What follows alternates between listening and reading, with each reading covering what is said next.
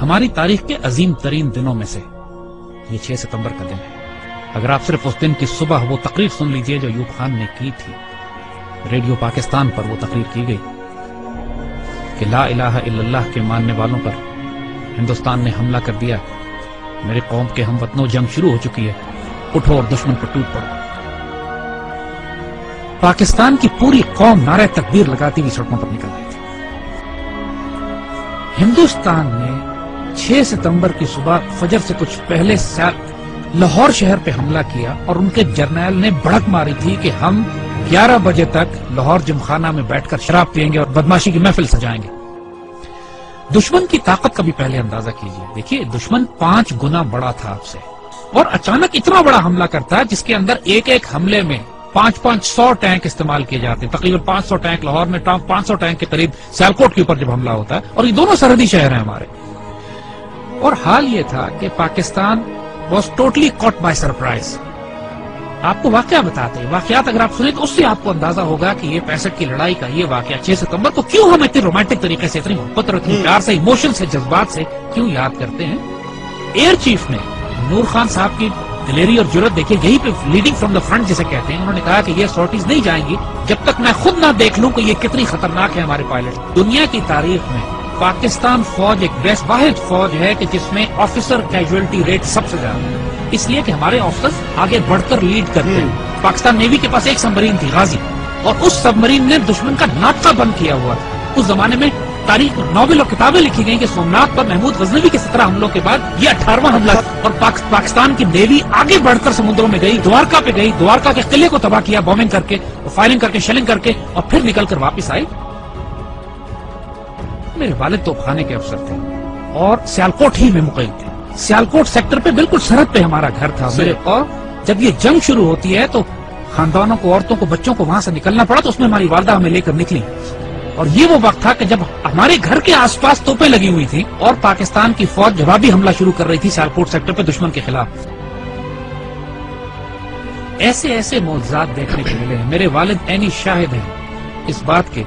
کہ ایک سیکٹر پر ہماری توپوں کی مدد کی ضرورت پڑی، ہماری پیادہ فوج کے مورچے تھے جن پہ دشمن کے ٹینکوں کا دباؤ بہت شدید تھا، اور ہماری توپوں کی آخری حد سے بھی زیادہ 2-3 کلومیٹر آگے وہ دشمن کے ٹینکوں کے پوزیشنز تھی، اور جب مدد مانگی گئی تو حساب لگایا گیا کہ ہماری توپوں کے گولے دشمن تک نہیں پہنچ سکتے، اور صورتحال یہ تھی کہ اگر اس وقت مدد نہ دی جاتی اپنی فرنٹ لائن کو تو سیالکوٹ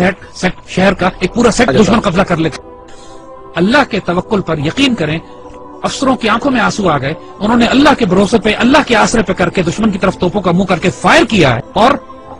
ناقابل یقین بات ہے کہ گولا تقریباً 2.5-3 منٹ لیتا ہے فائر ہونے کے بعد توپ کا اپنی منزل پہ پہنچتے ہوئے۔ 3 منٹ کے بعد وائرلیس پہ ہماری جو آگے ہمارے مورچے تھے وہاں سے نعرے تکبیر کی آوازیں آنے لگی کہ دشمن کے توپیں ٹھیک ٹینکوں کے بیچ میں گر رہے تھے، جو کہ ہماری توپ کی آخری حد سے بھی کئی کلومیٹر آگے تھا۔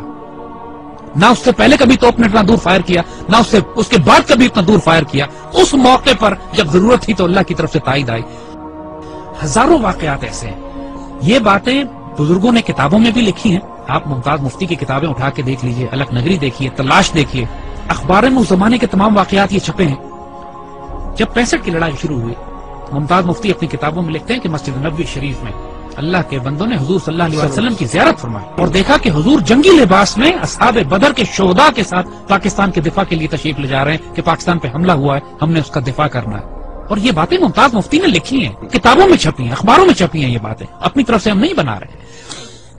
یہ باتیں کہ دشمن کے طیاروں ان کو ذمہ داری دی گئی کہ راوی کے پل پہ بمباری کرنی، وہ پائلٹ پکڑا گیا، جب اس سے پوچھا گیا کہ پل تو تمہارے سامنے تھا، تم نے بمباری کیوں نہیں کی؟ کہتے ہمیں کہا گیا تھا وہاں ایک پل ہے، مجھے 6 پل نظر آ رہے تھے۔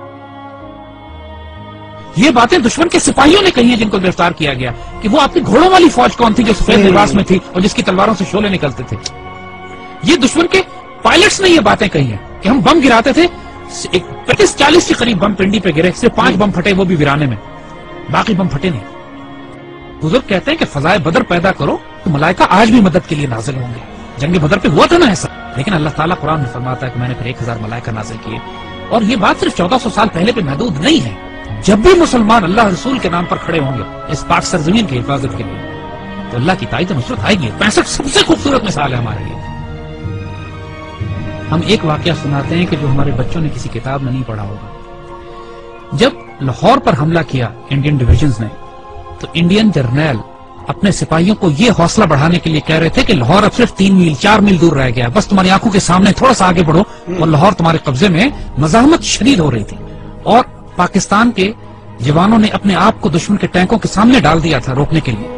اس کیفیت میں لاہور تقریباً 14 میل دور تھا۔ تو وائرلیس پہ جب ہمارے جوانوں نے، ایک افسر نے یہ سنا کہ دشمن کا جنرل اپنے سپاہیوں سے یہ کہہ رہا ہے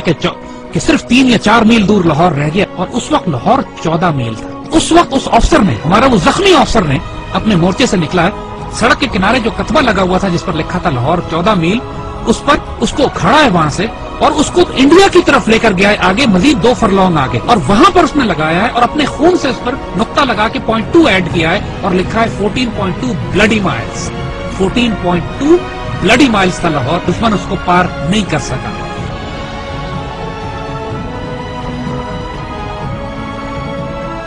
جب شہداء پہنچنا شروع ہوئے سی ایم ایچ میں، انہوں نے دیکھا کہ اتنا پریشر تھا کام کرنے کا کہ مرد سارے کام میں لگے ہوئے تھے، تو ان زخمیوں کو ریسیو کرنے کے لیے نرسز تھی، تو شہداء کو انہوں نے نرسز کے حوالے کیا کہ آپ ان کو تیار کریں اور رکھیں ایک طرف، تاکہ بعد میں ان کو بریل کے لیے لے جایا جائے گا۔ تو آنے والے جوانوں نے جب یہ دیکھا کہ بہنیں اور بیٹیاں ان شہداء کو ریسیو کر رہی ہیں تو انہوں کی آنکھوں میں آنسو آ گئے، واپس جا کے اپنی پوری یونٹ میں اعلان کیا کہ وہ شیرو دلیرو سینوں پہ گولیاں کھانا، پیچھے تمہاری بہنیں تمہیں وصول کر رہی ہیں، ایسا نہ ہو کہ تمہاری پشت دیکھیں اور یہ کہیں کہ یہ بغیرت پشت پہ گولی کھا کر آیا۔ یعنی یہ جذبہ تھا جوانوں میں کہ ہمیں دفن کرنے کے لیے پیچھے ہماری بہنیں کھڑی ہیں، اور سب نے قسمیں کھائیں کہ ہم گولی سینوں پہ کھائیں۔ یہ وہ باتیں یونٹوں کے اندر ہوئی، باتیں نہ ٹیکسٹ بکس میں لکھی جاتی ہیں نہ کتابوں میں، یہ وہ باتیں کہ جو فوجیوں کے سینوں میں دفن ہیں۔ ایسے بھی موقع آ گئے کہ جب دشمن کے ٹینک ہمارے توپخانے کے اتنے نزدیک پہنچ گئے کہ براہ راست توپخانے اور ٹینکوں کی لڑائی شروع ہونے والی تھی۔ کہا جاتا ہے دوسری جنگ عظیم کے بعد سب سے بڑی ٹینکوں کی لڑائی بھی سیالکوٹ میں لڑی گئی۔ باقاعدہ ایک آرٹلری افسر نے کمانڈ دی کہ H E and load and A P load, یعنی ہائی ایکسپلوسو شیل نکال دو اور اب آرمر پیئرسنگ شیل لوڈ کرو، کیونکہ اب توپ اور ٹینک کی براہ راست لڑائی شروع ہونے والی ہے۔ اور یہ ایسا موقع ہوتا ہے کہ جس کے بعد آر یا پار ہوتا ہے، اور ایسے موقع پہ اللہ نے دھند بھیج دی، بیچ میں دھندیں آ گئی جس کی وجہ سے دشمن کے ٹینک رک گئے، اور جس طرح پہلے کہا تھا کہ پہلے دشمن نے خوف طاری کر دیا اللہ۔ یہی وہ نظریاتی اور روحانی اساس تھی ہماری جو ہمیں پاکستانی مسلمان بناتی تھی۔ وہ کیا چیز تھی جس نے ہمیں سیسا پلائی ہوئی دیوار بنایا؟ وہ یہی کلمہ تھا، لا الہ الا اللہ، جو ہمارے دل کی دھڑکنوں میں محمد رسول اللہ ماشاءاللہ۔ اور آج جو 10,000 بچے اور افسر جوان ہمارے شہید ہوئے ہیں پاکستان کے دفاع میں، کشمیر سے لے کر وزیرستان میں، فاٹا میں، سوات میں، خوبصورت ترین بیٹے، ہماری مٹی کا نمک، 21، 22، 24 سال کے، 25، 26 سال کے خوبصورت جوان، اپنے جب چھوٹے بچوں کو چھوڑ کر، والدین کو چھوڑ کر، بیویوں کو چھوڑ کر، جنہوں نے شہادتیں دی ہیں اور خواہش کر کے اپنے آپ کو والنٹیئر کر کے شہید ہوئے ہیں۔ بہت بھاری قربانیوں کے بعد یہ پاکستان آپ کے حوالے کیا جائے، اس پرچم کو گرنے نہ دیں، اس پرچم پہ سب کچھ قربان کر دو، اس کی مٹی میں تمہارا خون شامل ہو گیا نا، 2 جہانوں میں خوش نصیب ہو جاؤ گے۔ اس مٹی کو چھوڑ کر چلے گئے بد نصیب ہو جاؤ گے۔ جو اس پاکستان میں بستا ہے وہ سایہ خدائے ذوالجلال ہے کہ دیکھو اس پاکستان کو ہلکا نہ لینا، یہ اللہ کے رازوں میں سے ایک راز ہے، اس پر قربان ہو جاؤ، سب سے سستا سودا ہے، سب سے اعلیٰ سودا ہے۔ یہ ہمارے بیٹے جو اس پہ قربان ہوتے ہیں نا، یہ سوال نہیں کرتے کہ اس پاکستان نے ہمیں کیا دیا، اس پاکستان کو آج آپ کی ضرورت ہے۔ Make a stand, stand firm, stand United, live with dignity, and inshallah Allah will give you the opportunity to die with honor. لیکن اس کے لیے اب تیاری کرو، تیاری کے وقت آتا ہے، آزمائش آنے والی ہے، لیکن انشاءاللہ العزیز ایسے بیٹے ہمارے پاس ہیں جو اس پاکستان کو قبول کریں۔